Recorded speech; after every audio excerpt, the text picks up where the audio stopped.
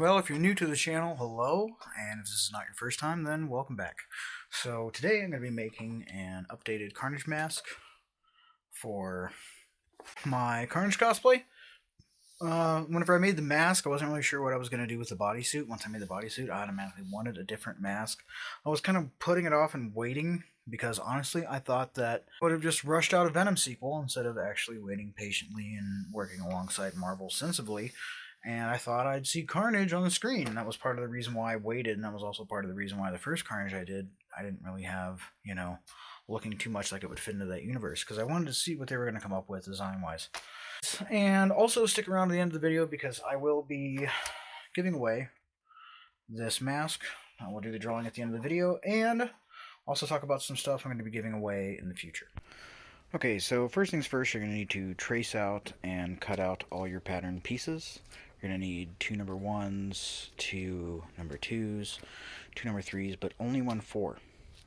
And I did all the cuts straight, except on the 4. These are cut at a 45-degree inward angle, or inward bevel. And now I'm going to start to glue this together. First things I'm going to glue together is going to be the split areas like this here, and these V-cuts here. And there are registration marks on the pattern for this, but I didn't put them on here because I'm lazy and I also know where they go. So that's the other thing I'm going to glue. Same on this side, here, and here. And to glue all this stuff, I'm going to use DAP weldwood contact cement, but you can use any quality contact cement. Barge works well too, although I feel like it works a bit better on leather, but that's just my personal opinion. And that opinion is based on the fact that I live in a high desert environment, which is extremely dry. And if you have not used contact cement before, how it works is you take and you brush some to each surface that you want to glue together.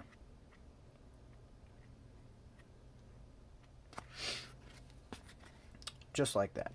And then after 15 minutes of letting it sit, you attach the two pieces together.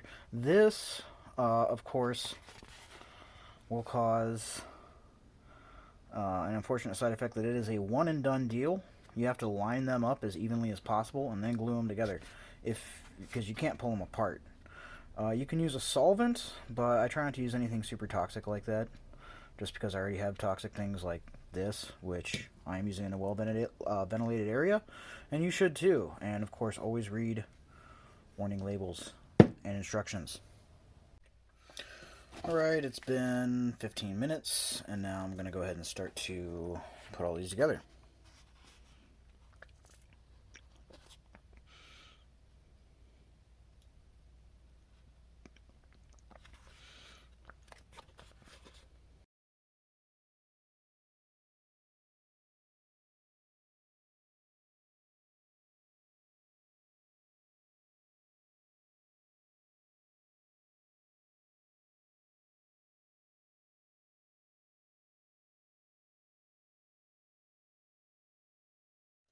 Okay, now that I have everything glued together, I'm going to start by gluing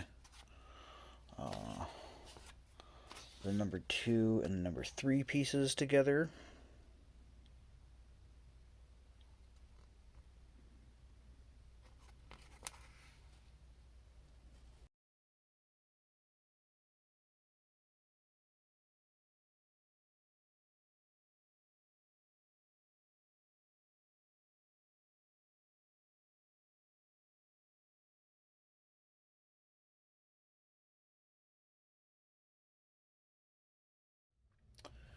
Now I'm going to go ahead and attach the number 1 and the number 2 and 3 that I've already gone and glued together.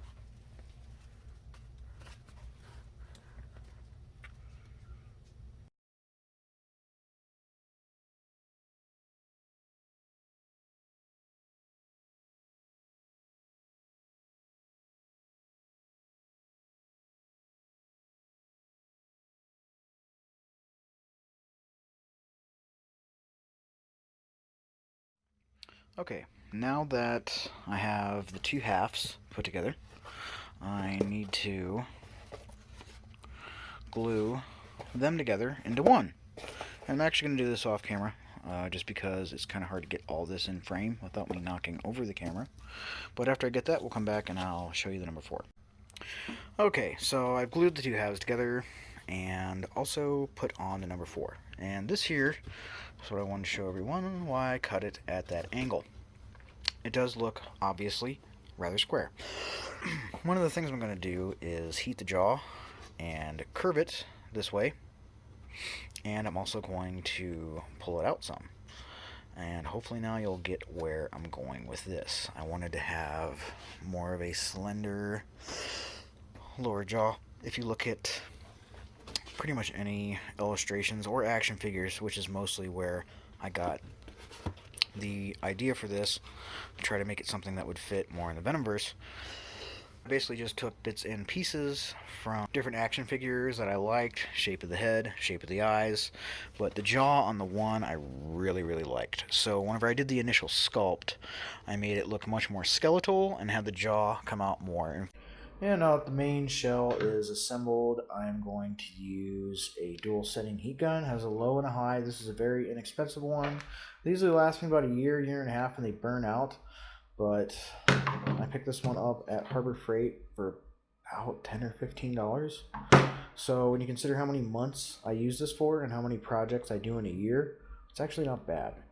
And I suppose if I could break the heat forming down into 2 categories, the first one would be general shaping, which is where you just, see like these little bumps you have here, a little point where the two come together. You want to heat that, smooth it out, and get it round, and get a general rounded shape. From there, I'll pull in finer details, like curving in this area here, little touches to the jaw to get it just right. But this is personal preference, I suppose, but I always start with the top here.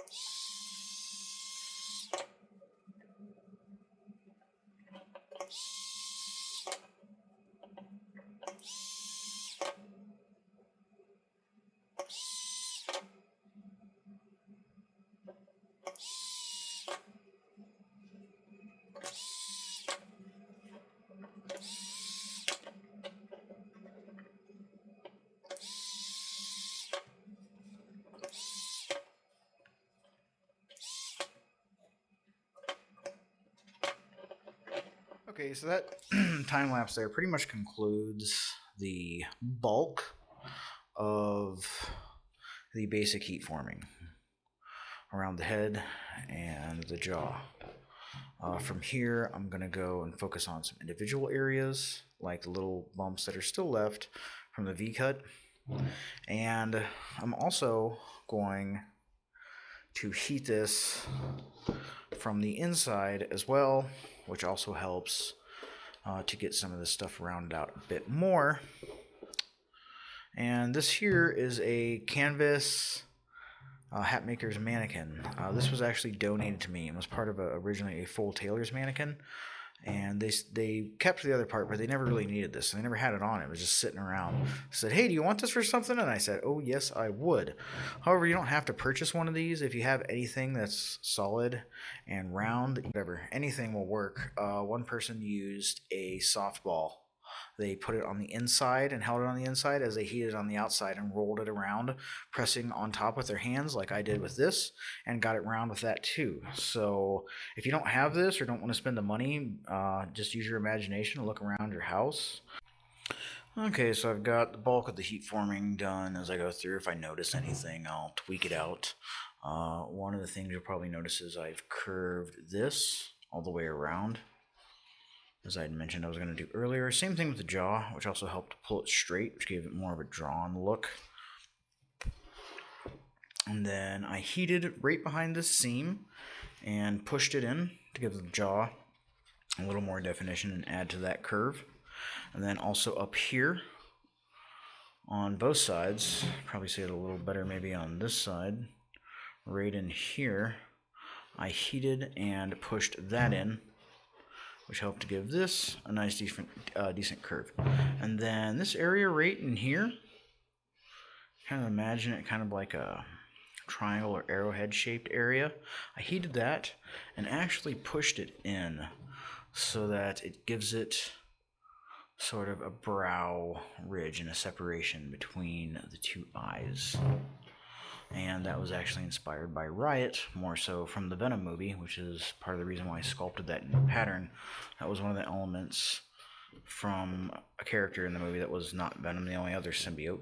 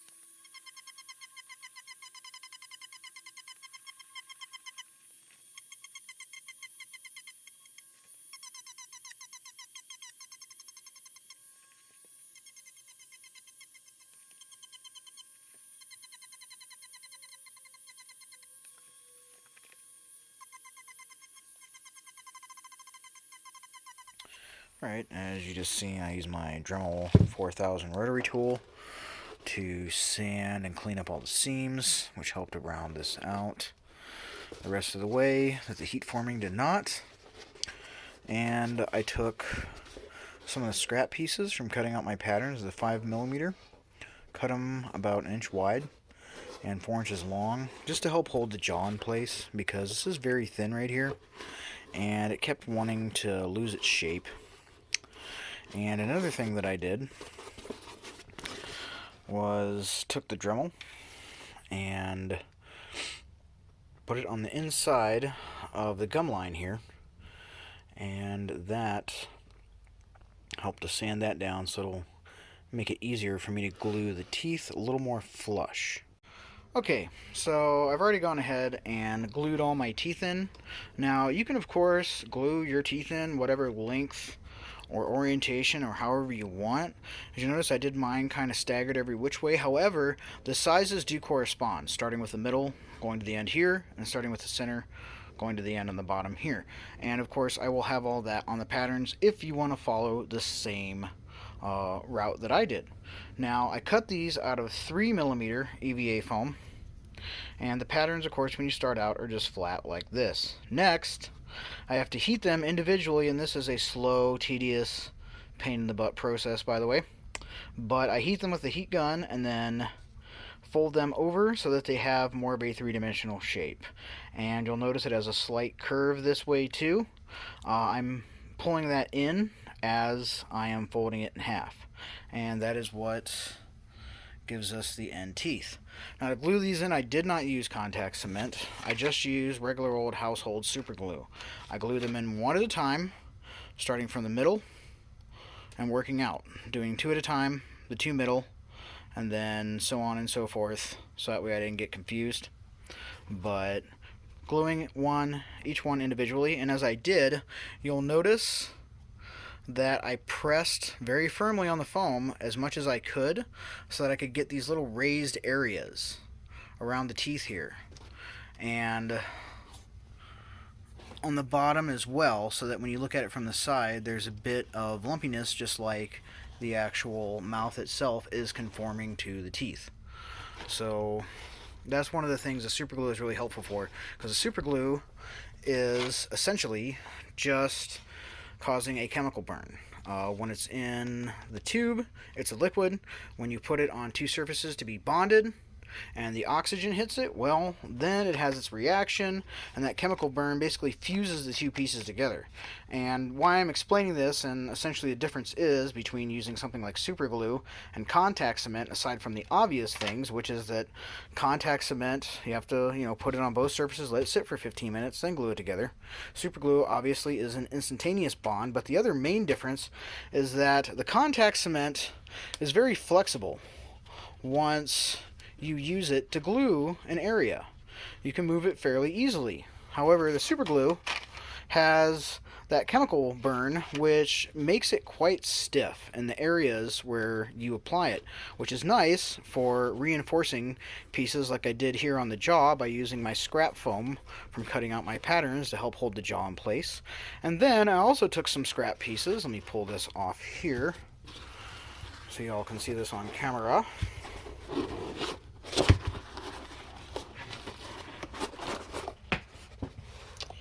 Put some scrap pieces here in the chin and in the front of the mouth. And what that did was help me to get a little bit more of that point that I wanted on the front here. And of course, as I've shown you before, these pieces I put on the side, and I also put a couple pieces up here because for some reason this area right here that I heated and pulled in earlier just kept wanting to pull out. So now it is all held in place. The mask has a nice shape. And next I'm going to take my Dremel and do some touch-up work, which is like sanding this down from the outside so that it'll go more flush up against the lens whenever I glue it in, and then a couple areas like here where I want to do a little bit more sanding.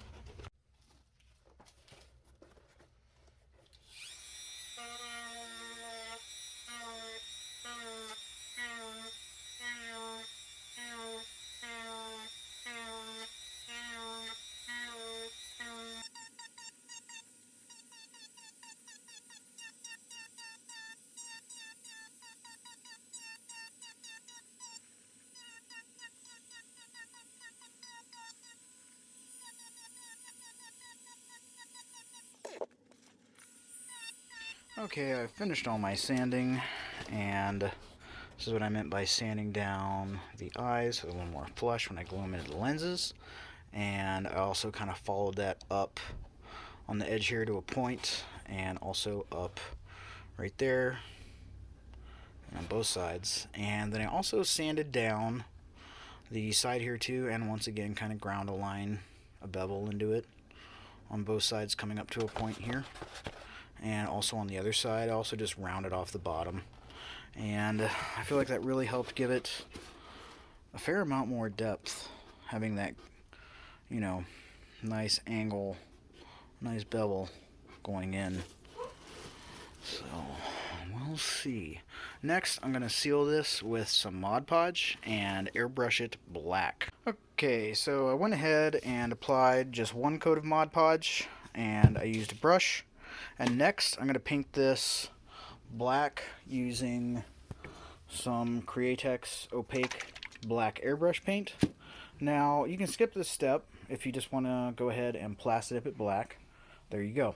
But what I am also going to do is I'm going to be adding latex to this. So I didn't seal it with multiple layers because I want this to be a little bit porous so it can absorb and have the latex stick to it a little better, or at least as best as possible. And the latex I'm actually going to tint with some red paint and apply it layer after layer over the black mask in the appropriate areas so that it will hopefully match up with my latex bodysuit.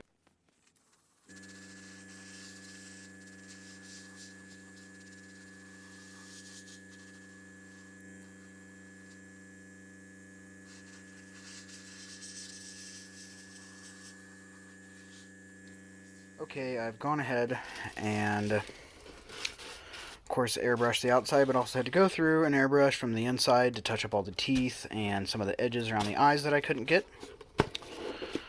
And the next thing I'm going to do is I'm going to start applying liquid latex, but not just straight liquid latex. I've actually mixed some transparent bright red and some transparent deep red and some opaque red, all from Createx airbrush paints. And those are all acrylic, and I put it in with this and just shook it up.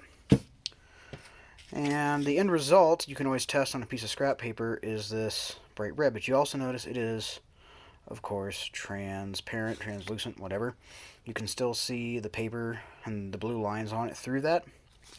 But that's kind of the point, because I want this to blend in with, at least for the time being, and match up with my current Carnage bodysuit, which looks like this right here, which has, you can, kind of the same thing where I've just layered on the liquid latex, and the thicker it is, of course, the darker, or not darker, but the more bright red it is, and the thinner it is, you can see more of the black underneath, since I originally painted the muscle pads black, and the tights that I used to cover in latex were also black. And like I say, I want the mask's general aesthetic to match up with this. And then, of course, I covered everything with polyurethane to seal it in so the latex doesn't deteriorate too quickly. And to apply this, I'm going to use a paintbrush, and it's a brush that I don't care if I throw it away, because the latex will set up pretty quick and will pretty much ruin any brush. There are cleaners, but I just take all the brushes out of the multi-packs that I don't like, and I save them for things like this. I don't care if they go in the trash or not. And I'm also, of course, have a cut down discarded cup here that I'm going to pour it into gradually. Once again, whenever I'm using, eventually the latex will set. And whenever it does, it's just going to go in the trash. Now, of course, you don't have to do this route to finish yours. I'm just doing this because, you know, I want to. But if you want to check out how I did the original Carnage mask, which is a little more along the lines of what I usually do, which is with the silicone on all the seams and sanding it and fully sealing it, etc., and painting it, you know, with solid opaque colors, you can go check that video out, and I will link that in the description. But for this, go on the latex route.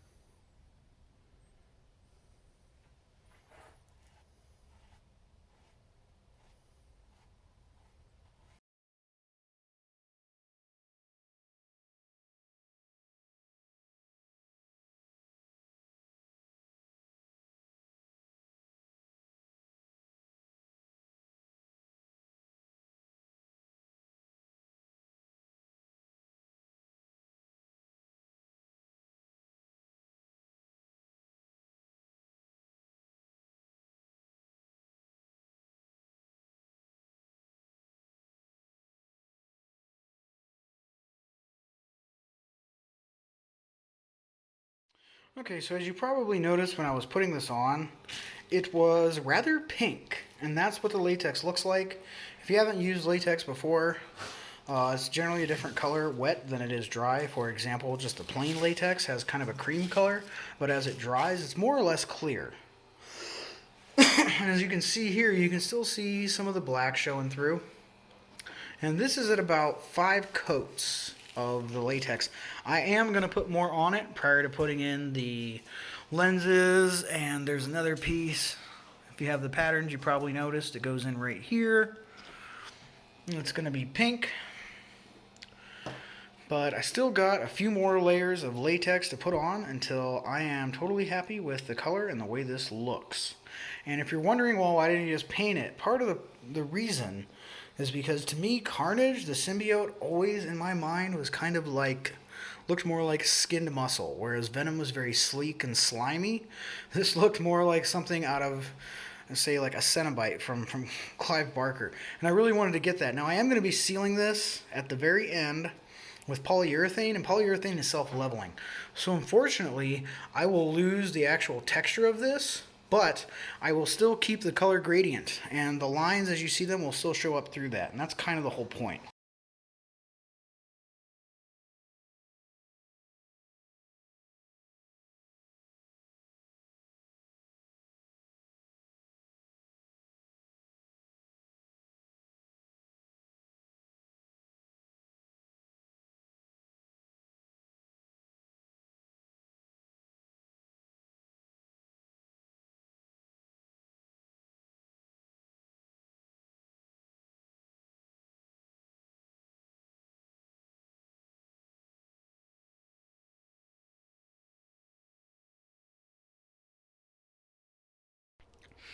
Okay, I finished with the latex to the point that I am happy.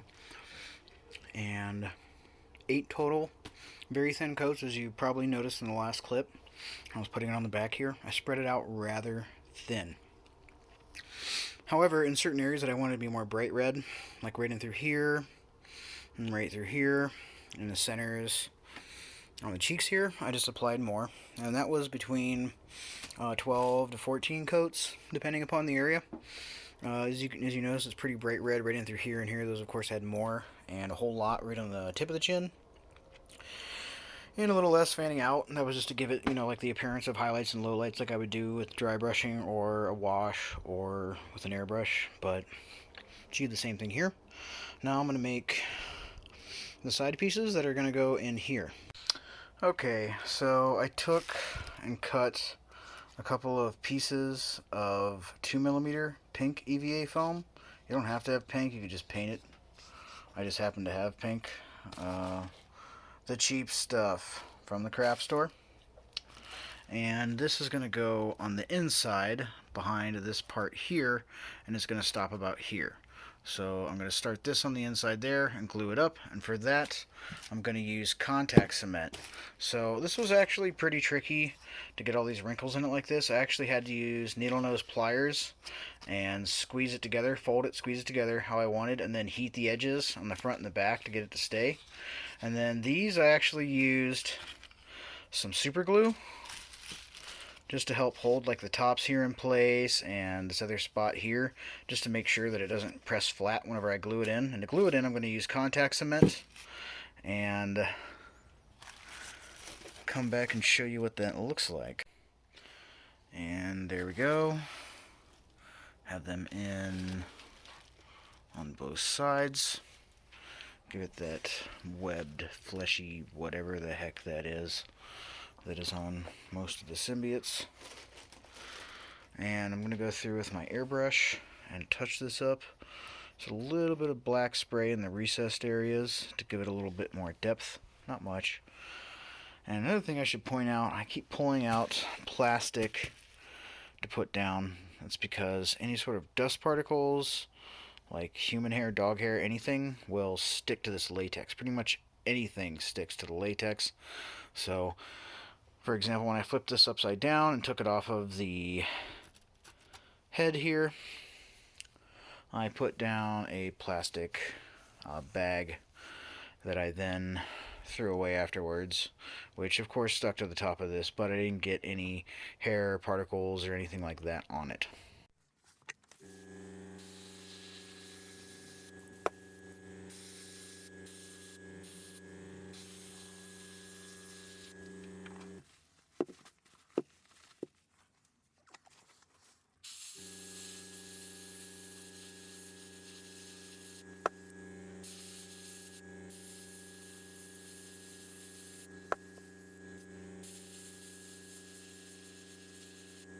Okay, now that I've got all of that stuff done with the airbrush, a little black overspray to give it a bit more depth than what I could just by wrinkling and shaping the foam, and to make it look less bright and shiny. And if you noticed me knocking the tip of my airbrush, that's because apparently I didn't clean it properly last time. So I had to fully disassemble the entire thing because there was a bit of black from the previous airbrushing that was stuck in the tip. That is not how you clear a clog in an airbrush. I just happen to have a rather cheap one and I do what I want, but really you should not do that. Okay, now for the eyes, I have this 1/8 inch thick acrylic plexiglass. The acrylic part is important because acrylic plexiglass, not only does it have great visibility, but you can also heat it with a heat gun and shape it. So next, I'm going to take my plexiglass eye pattern shapes, trace them onto here, and then cut them out with a Dremel. Okay, so I got my eyes traced out here. I'm actually not going to time-lapse this and put it up on a video. Part of the reason for that is it takes forever to cut this out. I usually put the Dremel at a higher speed than what I sand, but the problem is that no matter what type of cutting wheel that I use, it doesn't so much cut through this as it melts through it, if that makes any sense. And it's really a pain to cut this. Now, if you don't want to spare the expense, if you don't have a Dremel to cut out the 1/8" acrylic plexiglass, they do make a cutting tool. I have several of them. In my opinion, they're kind of useless. Basically, all you're doing is gouging and scoring the foam, sorry, not the foam, but the plexiglass down enough that you can crack it. And I thought maybe I was just doing wrong, because initially I thought it was supposed to cut, like a legit cut. It doesn't cut. It just gradually scores it so you have a line to break it on. And I've had varying results with that, to the point where it's ruined some things on some projects. But if you don't want to do that, seriously, you can just use a section of an empty 2-liter bottle. And if all you have is some scissors, or you're in a hurry, or you don't want to spend the money, or you don't have a Dremel, or any one of these things, or you just don't feel like messing around with it, you don't have time, it's con crunch, whatever, you can always just use a piece of a 2-liter bottle, empty it out, wash it. This has been sitting in my garage for a while, so it ain't exactly clean, but you can very simply just take this, and sure, it's a little bent a little bit more than what you need, but you can press it flat. Now, the next thing I want to talk about before I do this is not just eye protection, but face protection. Now, this I initially made for like Nerf wars, but I ended up actually taking safety glass lenses and cutting them down and putting them in here. But I ended up using it for cutting this. And you see all these little white spots everywhere? That is from cutting the acrylic plexiglass. Because like I say, you're more or less melting through it, and it's just throwing off pieces of this stuff all over me. So I wear an apron, a respirator underneath this, and then this over the respirator, so that it's covering my entire face. The first time I did it, I just wore a respirator and goggles, and anywhere on my face that was exposed, it was burning me. Like, not bad, but it was frustrating, especially since it was the summertime. I'm already hot and sweating, and then I have burning plastic sticking to my face and in my hair. So, yeah. Apron, gloves, something to cover your face and your eyes and your hair, because if you're going to go this route, this crap gets everywhere. Wow, the smell from this stuff is horrendous. So, take a look here at some of these scrap pieces. Now, you'll notice this white fuzzy looking stuff. This here, if you look at my fingers, all these little white spots, I'm handling it pretty carefully. This stuff here can get splintered and stuck in your finger. It can cut you. Make sure you wear work gloves whenever you pull and break all these little pieces off of your project. Now, after I cut them, I also sanded them so that everything was smooth and there was no jagged edges. Then I slightly sanded right around this edge here, so I have something rough and I have an edge that I can put the contact cement to. Because my initial bond is with contact cement, then I go back over it with hot glue to make sure that it stays totally in place. And this is what my mask looks like now, and that's what my coat looks like now. I look terrible. I'm covered in this stuff. It's on my sleeves. It's pretty much everywhere. So that's what I was talking about. And you'll notice my Carnage mask is nowhere near this area. In fact, it is 30 feet away in a completely different room whilst I do this. And before I bring it out here to, glue these in or do anything, I have to clean this entire workspace myself, everything, because I don't want any of this crap getting stuck to the latex. As I mentioned before, latex is really sticky.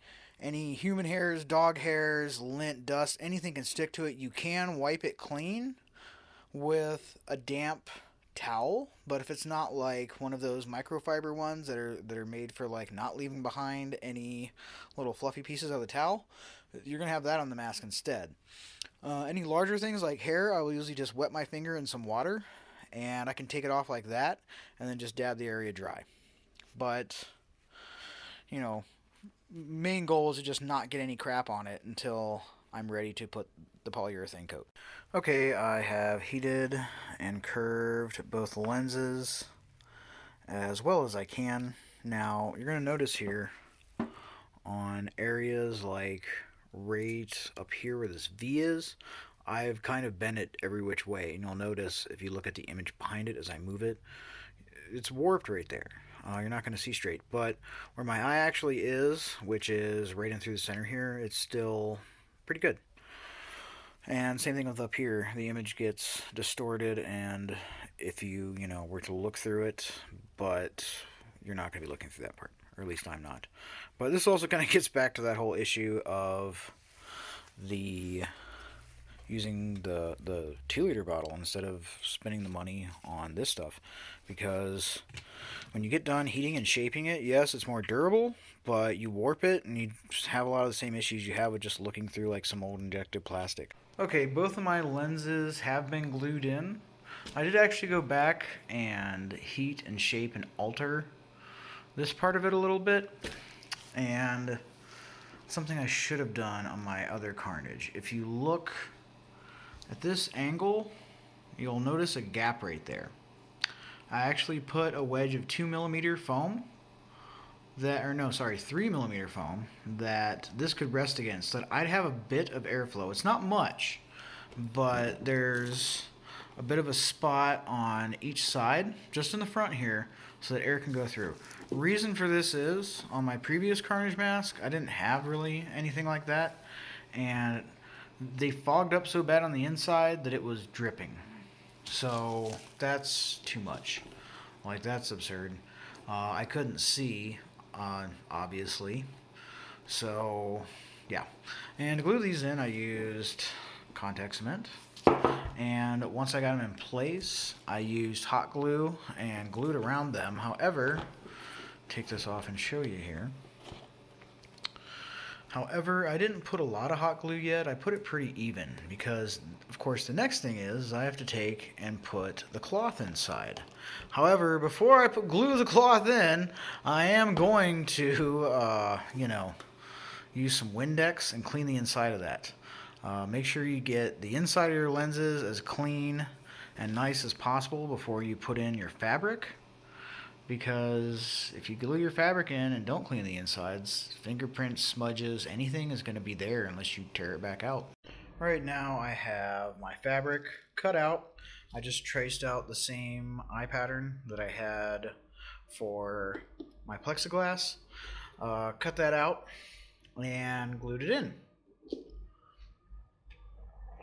And to glue that in, I just used hot glue only. And now here I have some tulip slick paint. It's kind of multi-dimensional. It doesn't stick up as much as the puffy paint, but it still does the trick. And I'm going to use that to go around the eyes and the mouth and make some symbiote black slimy tendril thingies.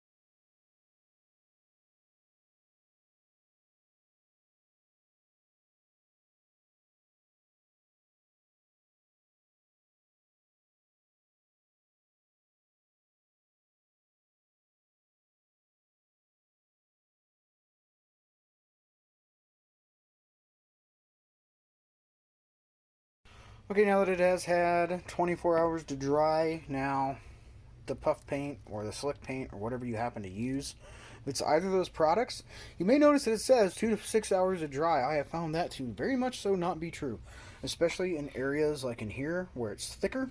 That can take up to 24. So I just gave it an even 24 hours and then did some quick finger tests just to make sure that it is totally dry. But if you're using latex, you need to seal it in and protect it. And the best thing for that is clear polyurethane. Now, I am using Flex Seal because I have it. Now, if you have the money and it's something that you're saying, this is something I want to keep for 5 years, 10 years, spend the money on some professional polyurethane. It usually comes in 2 parts. You have to mix it in small batches because you only have a few minutes of work time before it starts to set. However, that stuff will stay clear longer before it starts to get the yellowing that polyurethane does over time. It will stay clear longer, it will look better, and it will also be much tougher and make your project much more indestructible per se, especially when you consider, comparing a normal EVA foam mask to one that is covered in polyurethane. Trust me, huge difference. Now, if you're wondering why I don't use polyurethane on all my projects, well, I don't need them to all have this slick look that I want my symbiotes to. So that's why I use it on Carnage and a few of the other symbiote masks, because I really want it to have that slick, shiny, slimy look. If I were to put this on a helmet, it would just look ridiculous. So I don't want to get this, obviously, on the lenses, because then I will not be able to see out of it. So I'm going to start real thin, and I'm going to start in the center. Get off the excess, don't want this dripping everywhere. Okay, start in the center and work my way out. Now the polyurethane, sorry, I shouldn't say polyurethane, the Flex Seal in particular is self-leveling. So what that means is no matter what type of texture you put into it with the brush, it's going to even out and it's going to level out. And whenever that happens, a lot of your texture you're going to lose. Now, for example, with this mask, how I was talking about, basically making the latex translucent so you can see the black through it. That's so you could still see those lines even after the texture from them is going to be taken away by the polyurethane. Okay, and since this does self-level, and since this stuff can take up to 48 hours to dry, if you put it on too thickly, you're going to get runs or drips. So try to put it on and then spread it out as thin as you can with this Flex Seal. Now, I know there is a Flex Seal spray. I don't know anything about it. I don't know if it's polyurethane.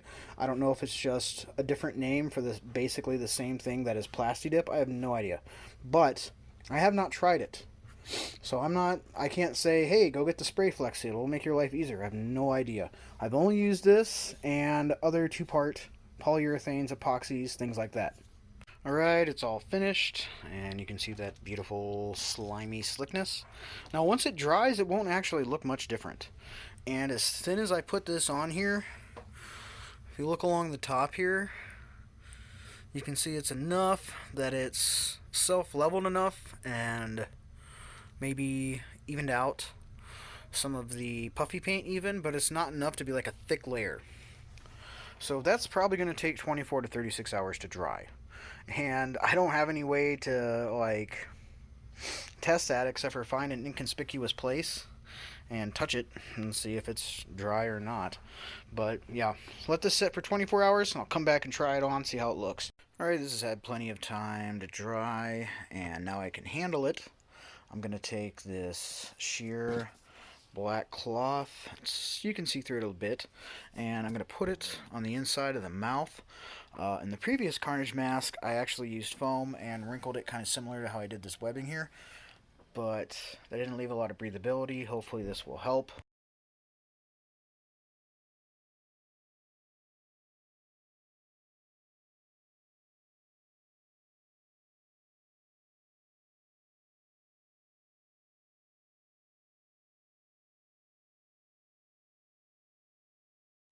Okay, so there you saw me wearing it, and this is the original comic slash Maximum Carnage video game era Carnage. Much more comic, much more cartoony. As you can see, the teeth are actually just part of the mask pattern. They're not anything separate. Eyes are larger, have more of a Spider-Man shape, less of a Venomverse modern shape. So that's about it. But you know what? It would be unfair and a little silly if I didn't at least put on the full cosplay with the new mask so y'all can check that out.